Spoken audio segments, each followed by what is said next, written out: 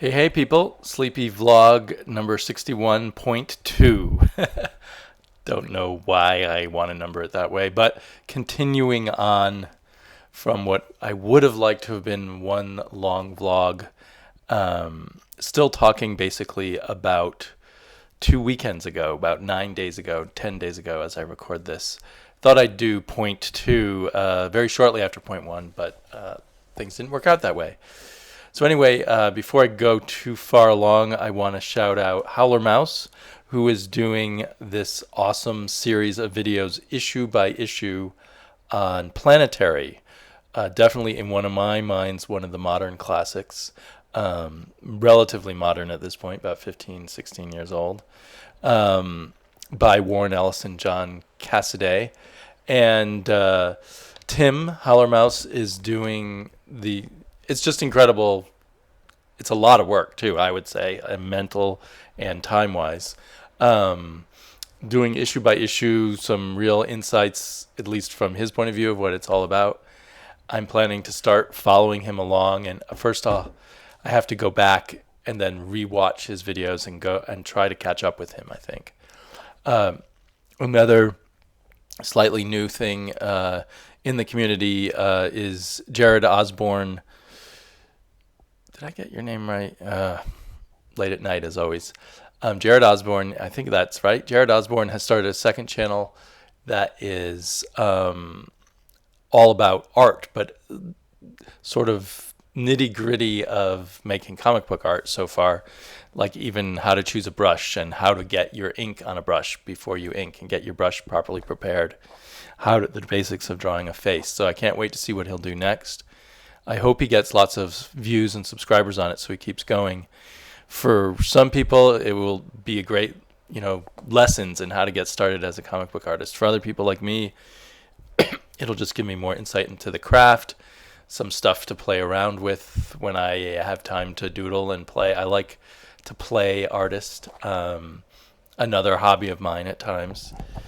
So yeah, that's a really good channel. I will link both of those guys down below. I don't know if Tim has a Planetary playlist going yet. I'm sure there'll be one soon. So that weekend, not only did I go to Rose City Comic Con on Saturday, I also had all kinds of exciting comic book community-ish stuff happen on Sunday. I was a guest on Longbox Reviews podcast. Eric, who also has a YouTube station, I guess I'll link to that below also. But his biggest energy goes into his podcast called Longbox Review. And he and I sort of discovered that we were two of the few people who really love the comic book Danger Club, and he invited me to do a podcast all about Danger Club. And in fact, we just covered the first 4 issues, and it took us 3.5 hours, so we were probably hooked up online with chatting with each other for over 4 hours. I loved talking with Eric. I loved going in depth on that comic book. I felt like he and I really started getting into sync in ways of thinking about comics. I don't think I've ever talked that in depth about a comic book or a book before. And it was really kind of exciting to feel that happen in a way. It was also very tiring, but in a good way, mentally tiring. And then... So we will be doing the other 4 issues soon. This coming weekend on Saturday, it'll probably be streaming live on YouTube. We had some problems last time, so it didn't end up showing up live in anyone's feed. And then he will eventually be editing it down, at least somewhat, for his podcast. It's going to be a long podcast. But rereading it and then talking about it in depth just really made me appreciate it and expanded my love for comics. And then immediately after talking with Eric, I had a meetup with Amanda Igel, if you know her station, link down below. She both does a wonderful kind of hauls and thoughts kind of vlog about comics and books, and she's part of a duo, or maybe sometimes there's even more people involved, a book channel called The Marvelous Reading Room, which I also really enjoy, which she does with her friend Sunny. So we sort of tried to hook up at Rose City Comic Con, but because of cell phones and stuff, cell phone coverage not being very good in the convention center, that didn't work out. It's quite possible I walked right past her at the convention, because when we met Sunday evening at Powell's City of Books bookstore in downtown Portland, I did not recognize her. She recognized me, I think. I don't know how long it took her to recognize me. People definitely, it's just a whole different thing recognizing someone standing up in a big public place as opposed to the intimacy of the video. Her hair was different. She was taller than I expected. And I don't think she was taller than me. I never totally register how tall someone is, but she was taller than somehow I just had her pegged as being the height of my wife for whatever reason. Maybe all women are the height of my wife until proven otherwise. But it was really nice meeting her. We only had about 45 minutes to chat before she had to go meet some relatives of hers. We hung out at Powell's a little bit, and then we walked around the neighborhood. And she's a really genuine, nice person. We talked about conventions and comic books and what's collectible and what to recommend to other people or to recommend to people of different ages, which is really tricky. So I hope she and I will chat again. There's a lot of questions. I wanted to ask her a lot more about the Marvelous Reading Room, about her, I think, fairly recent entry into reading comics, and all kinds of things. Like, is it Amanda Igel, or what's the proper pronunciation there? So anyway, that was really great. And so continuing on the theme of kind of buzzing on comics, I think it was a day or two later that they announced that Omega Men was going to be continuing rather than being canceled with issue 7. And the big deal there was it had been supposedly promised as a 12-issue series. I don't think it's really fair to hold a publisher to any promises. They just got to do what their business says. But they did say 12 issues. I believe the writer believed he had 12 issues and had planned out one 12-issue story for Omega Men, off of which he could bounce more stories if it continued after that. And so I'm going to go back a little bit. Before I found out Omega Men was canceled, I had really loved issue 1 and 2, but it's a very intense read, and I'd been saving issue 3 and 4 for when I was in just the right mood. And then I saw a video by Matt, Wednesday Serial, focusing on Omega Men and how great it was. So I decided I want to listen to Matt's video more closely. So I hurried up and read issue 3 and 4 in a row. They were amazing together. There was just some pretty incredible twists and turns, even beyond the all the interesting stuff going on in the first 2 issues. So I then watched Matt's video, and it deepened my love for Omega Men. I was all psyched for Omega Men. I was feeling like if this goes well, it could be like the next V is for Vendetta or something like that. So then in the comments of Matt's video, someone wrote, well, Omega Men's just been canceled. Then I went and looked up all the info. And it and a bunch of other new DC books had already been canceled.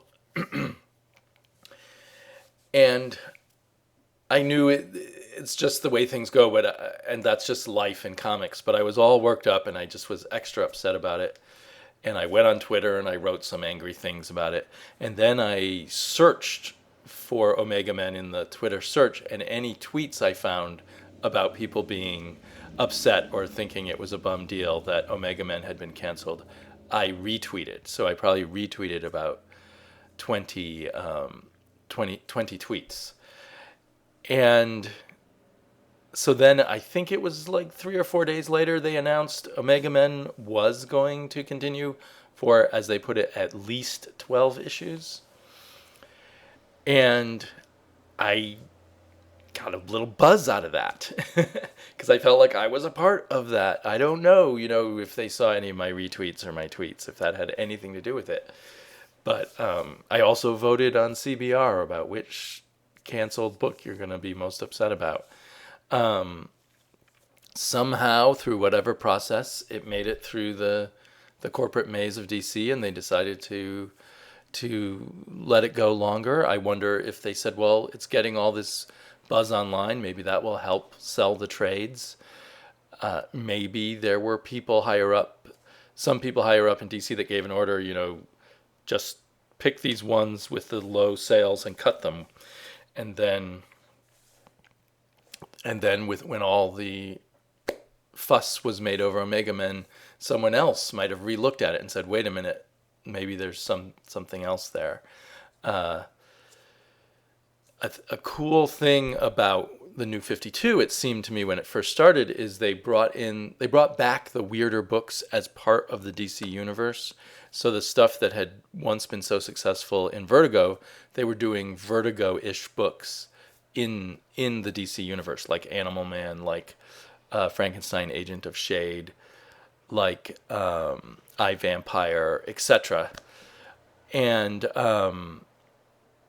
so that seemed like a nice circle at the time, because those books had originally been pulled out of the DC universe to become Vertigo, or not those specific books, except for Animal Man, but books had been pulled out of the DC universe and chosen to be made more adult and more sophisticated, and in a sense, ultimately aimed at the graphic novel audience, which was considered at the time the way a mature person would want to read comic books.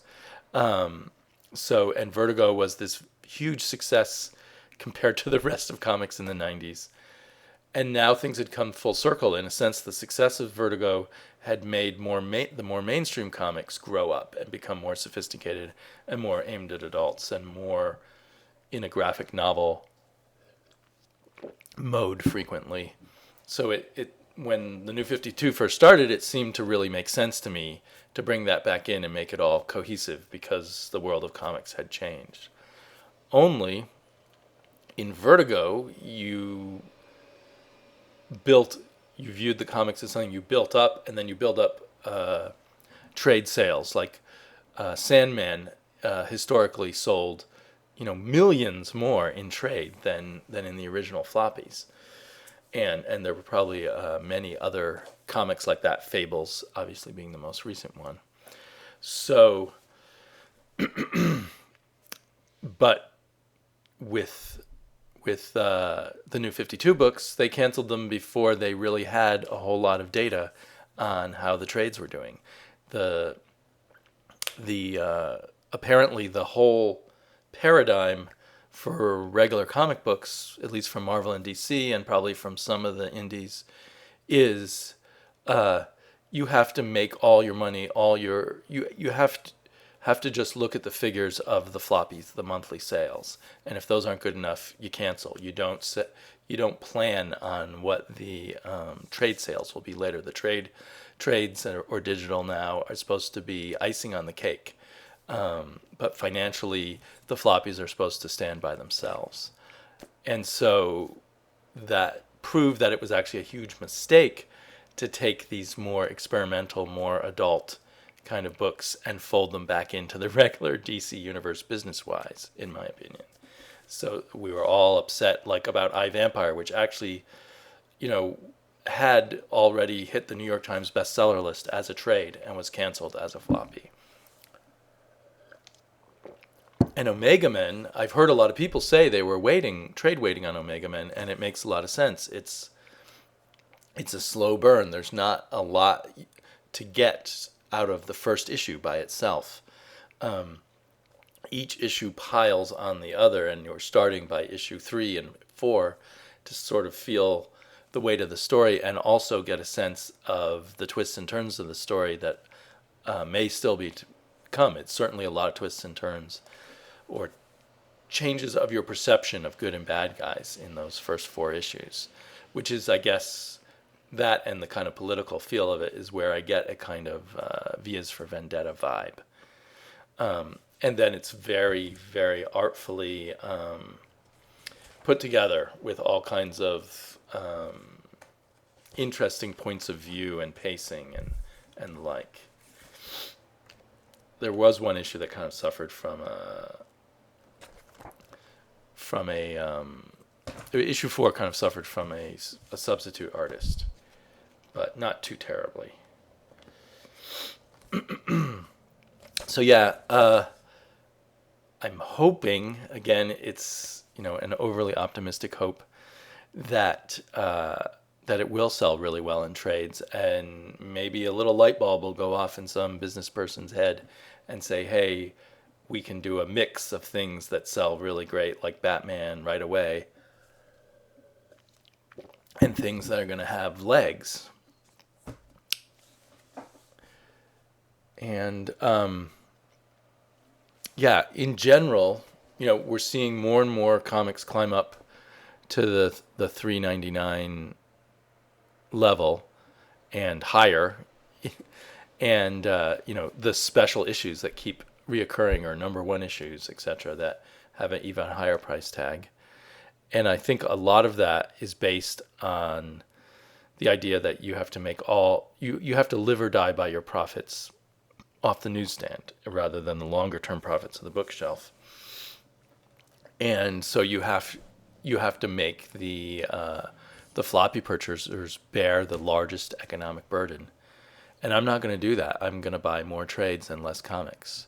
I don't see why I should bear a special burden. The proper business needs to weigh out its market better, I think, in the long term. However, most people that I know of complain about the prices and keep buying them. But I'm not. As I'm seeing more the image books coming out at $3.99, I'm not going to get very many of those. I am at the moment just getting a few $3.99 DC books, but I will be, if even more DC books go up, I will be cutting them. I think where DC has me is I like the week-to-week, month-to-month discussion about Batman, so I kind of don't want to be out of that loop. But other than that, I feel free to switch to trades. I can imagine the day where I am, 80% trades and or back issues and or cheap digital when on sale. Because, yeah, they should be having math that says more like if we can make 50% of what we need off of a good book, and we know we're going to make the other 50% off of trades, make trades a little more expensive. Many trades are ridiculously cheap for me. I mean, it's just almost a joke how cheap they are. I can get, 6 trades for $50 often online. So, yeah, what was I going to say there? Yeah, so they could raise the price of trades by a couple dollars, and I wouldn't blink. I would buy just as many trades. But they could raise the trades by a couple dollars, keep books at $3 a pop, and I think that would be a valid economic model. Unfortunately, it looks like it's not going to go that way. DC, there was some weird news a while back about how terrible DC was doing, and they lost $2 million, or in fact, it just said they made $2 million less than they had hoped. So we don't know if they lost any money at all. But part of that was some reporting that their trade sales were way down. And so then I thought, well, they haven't been nurturing the kind of books that are going to have legs, like that DC traditionally has good trade sales, because they have invested in these books that go on to become classics. But then there was also some reports that the initial reporters had not actually checked their facts. Like one person had reported that Watchmen sales had gone way down, cut down to a tenth or something of what they used to be. And then all kinds of other people just repeated that fact without checking it. And then someone claims they did check it. They looked at the numbers on BookScan or whatever, and it wasn't true, that Watchmen was still selling fine. So I don't know if that's the case or not.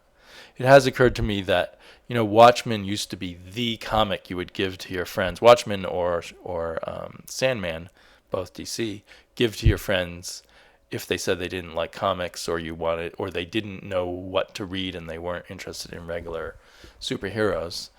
Now I would think that Saga and Rat Queens and other things like that are becoming the comic people give to their friends who don't think they like regular comics. I know I've given Saga to a couple of people. What's the other one I kind of have given to a number of people? There's a lot of choices from Image that are, really easy to get and cheap trades that you can give to friends who like different genres than superheroes. Fade Out, for instance. So that might be cutting into DC's market. Like all of the new DC Vertigos are going to be $3.99.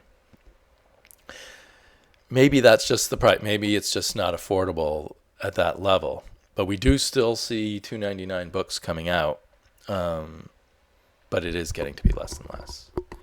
Anyway, more trades for me, but I'll definitely support things like Omega Men. If it continues the way I think it's going to continue, it'll be one of those books that I give as a gift in trades to adult readers who like sophisticated visual storytelling. Anyway, I will cut it off there, and hopefully tomorrow night or soon talk some more about some other purchases like Heavy Metal and the Judge Dredd magazine, and of course, where did I put it? The most valuable comic book on the market right now, Scooby-Doo Team Up number 12. I can't find it. But I will talk to you all quite soon in a vlog, and another portion of this vlog. Maybe I'll be able to pull it all together in some concise, beautiful conclusion at the end. Talk to you later.